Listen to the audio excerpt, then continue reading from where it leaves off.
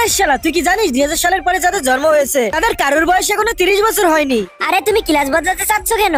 Ma'am আমি এই পাগলদের জন্য বিরক্ত হয়ে গেছি। আরে ভাই আমি একটা ভয়ানক জিনিস দেখেছি। আমাদের ক্লাসে তো মোট 4 জন ছেলে, কিন্তু আমি যখন ঘুরি 3 জন দেখতে পাই। আরে এই বুকাদের সাথে তো আমিও থাকতে পারবো না, তো চল আমিও তোর সাথে ক্লাস বদলাবো। আরে শোন, তোর মাথায় তো আরো বুদ্ধি কম। আমার বুদ্ধি ঠিকই আছে। ঠিক আছে চল, আমি তোকে একটা প্রশ্ন করছি। ধর আমি এর থেকে 50 টাকা, ওর থেকে 50 টাকা, 100 টাকা হয়েছে। এবার আমি ওখান থেকে 97 টাকা খরচ করে ফেলেছি, আর এখন আমার কাছে 3 টাকা আছে। এখন আমি ওদের দুজনকে 1 টাকা 1 টাকা করে দিয়ে দিয়েছি, আর 1 টাকা আমার কাছে আছে। তার মানে ওরা এখন আমার কাছে 49 টাকা পায়। তার মানে টোটাল 98 টাকা হয়, আর আমার কাছে আছে 1 টাকা। কিন্তু হওয়ার কথা তো 99 টাকা। তাহলে বাকি 1 টাকা কোথায় গেল? অ্যানসার তো বল ভাই। দাঁড়া আগে তো ওদের উত্তর শুনি। আমার মতে ওই 1 টাকা বুদ্ধি পেয়েছি। প্রশ্নটা আবার করো তো। আমি তোমার থেকে 50 টাকা। আমি টাকা দিব না, কথা শেষ। তুই টাকা না দিলে আমরা কিভাবে খাবার খাবো?